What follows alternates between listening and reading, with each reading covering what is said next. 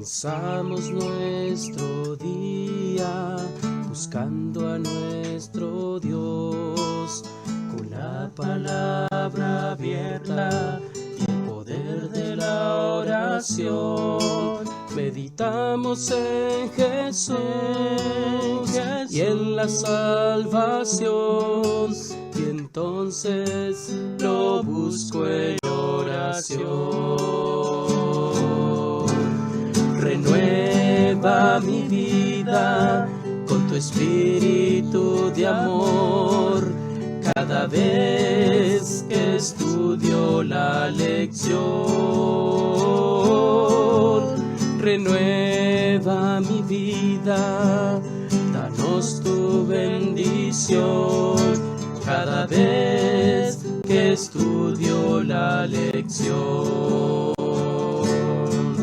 Cada vez que estudio la lección, cada vez que estudio la lección, la lección.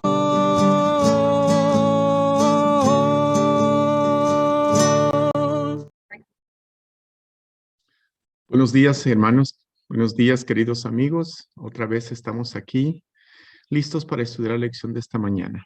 Los invito a que inclinemos el rostro para tener una palabra de oración.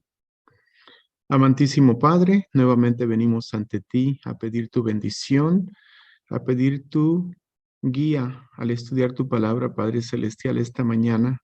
Pedimos que tu Santo Espíritu esté con nosotros para que nos abra nuestra mente, nuestro corazón, y también, Padre Celestial, que nos dé la sabiduría necesaria para este día.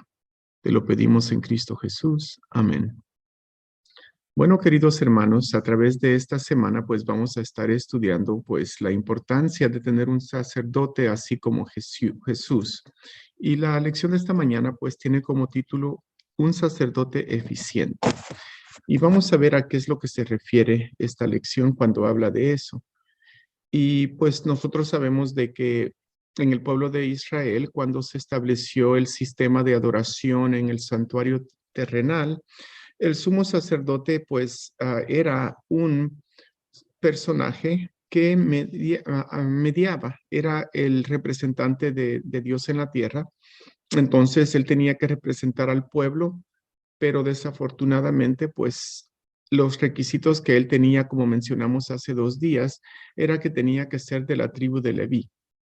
Sin embargo, no dejaba de ser pecador. Entonces, por eso es de que ellos no podían acceder el acceso completo a Dios porque no podían tener la perfección, esa perfección que se necesita para estar en la presencia de Dios. Y es por eso que el sacerdote levítico tenía que primero dar un sacrificio por él, una ofrenda de sacrificio por él y luego una por sus compatriotas, por el pueblo que él representaba. Entonces no podía nunca ofrecer la perfección. Y al hacer ese rito de los animales, simbólicamente, pues esos animales estaban representando la transferencia del pecado del ser humano a ese animal. Pero en realidad el animal en sí no podía limpiar el pecado. Era solamente algo que mostraba, que simbolizaba lo que Cristo iba a venir a hacer más adelante. Por eso es que el apóstol, bueno, no el apóstol, pero el profeta Juan el Bautista menciona a Cristo Jesús como el Cordero de Dios que quita el pecado del mundo en Juan 1:29. Ahora, con todo eso que dijimos, ¿verdad? Había una necesidad de tener un sumo sacerdote diferente. Y eso es lo que vamos a leer para contestar la pregunta que está aquí en esta lección de hoy, que podemos leer la respuesta en Hebreos 7, del 11 al 16. Y la pregunta es, ¿por qué era necesario cambiar la ley del sacerdocio? Pues vamos a leer qué dice Hebreos 7, del 11 al 16 al respecto. Si, pues, la perfección fuera por el sacerdocio levítico, porque bajo él recibió el pueblo la ley, ¿qué necesidad habría aún de que se levantase otro sacerdote, según el orden de Melquisedec, y que no fuese llamado según el orden de Aarón? Porque cambiado el sacerdocio, necesario es que haya también cambio de ley. Y aquel de quien se dice esto es de otra tribu, de la cual nadie sirvió al altar. Porque manifiesto es que nuestro Señor vino de la tribu de Judá, de la cual nada habló Moisés tocante al sacerdocio. Y esto es aún manifiesto. Si a semejanza de Melquisedec se levanta un sacerdote distinto, no constituido conforme a la ley del mandamiento acerca de la descendencia, sino según el poder de una vida indestructible.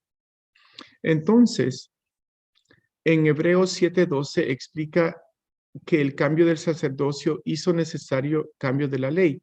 ¿Por qué? ¿A qué se está refiriendo? Porque había una ley de que exigía que el sacerdote tenía que ser de la tribu de Leví. Por eso es que cuando el sacerdocio, o más bien dicho, el reino de Israel se dividió en el reino del norte y el reino del sur, los reyes del norte pecaron en ese sentido porque ellos agarraron cualquier sacerdote que no provenía de la tribu de Leví, y eso no era permitible bajo esa ley mosaica. Entonces, aquí en Hebreos le está está recalcando eso porque ya no era necesario hacer eso por Jesucristo. Al seguir la orden de Melquisedec, como explicamos ayer, no necesitaba estar bajo la orden de los levitas o de Aarón. Y es por eso que se refiere a ese requisito de la ley del sacerdocio, no de la ley moral, la ley del sacerdocio. Es bueno aclarar eso porque muchas personas piensan que la ley moral no está vigente, pero la ley moral es eterna. ¿Ok? Bueno, esa es otra lección. Ahora, al explicar de que Jesús no era de la línea levítica de Leví, sino que era del linaje de Judá, entonces bajo esa ley se prohibía que él fuera sacerdote. Y es por eso que Pablo argumenta de que Jesús, para llegar a ser ese sumo sacerdote que él es hoy en día para nosotros, se tuvo que cambiar esa ley del sacerdocio.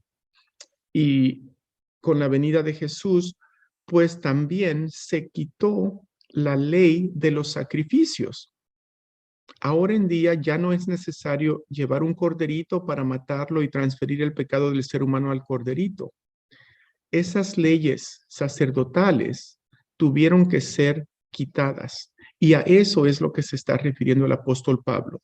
Esas leyes que el sacerdote tenía que venir de la tribu de Leví, de que los corderitos deberían de ser traídos para perdonar el pecado, esos solamente eran símbolos que se habían hecho, y esa ley era solamente en el pueblo levítico hasta que Jesús viniera.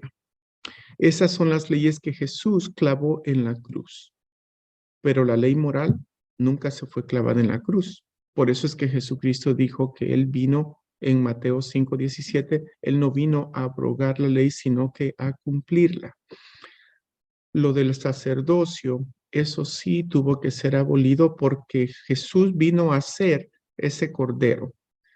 Entonces, ese nuevo pacto que hizo Cristo con nosotros, con la humanidad, es de que ese es el mejor plan. Ese es el plan revelador de la salvación.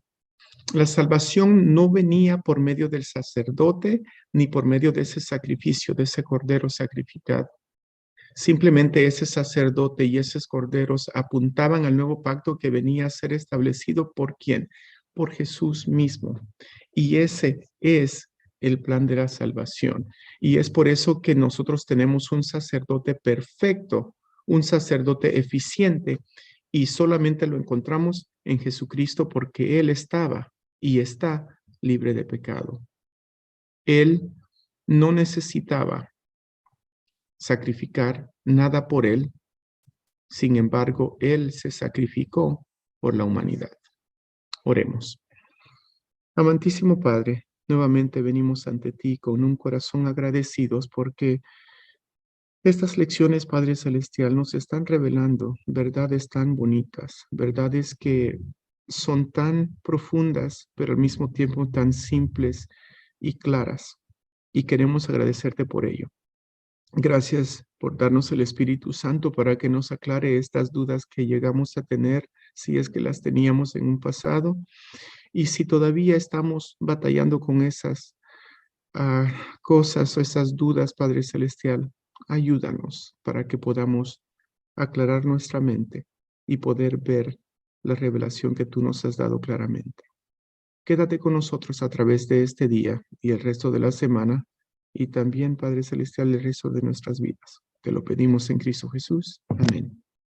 Muy bien, queridos hermanos, queridos amigos, esto ha sido todo para la lección de hoy.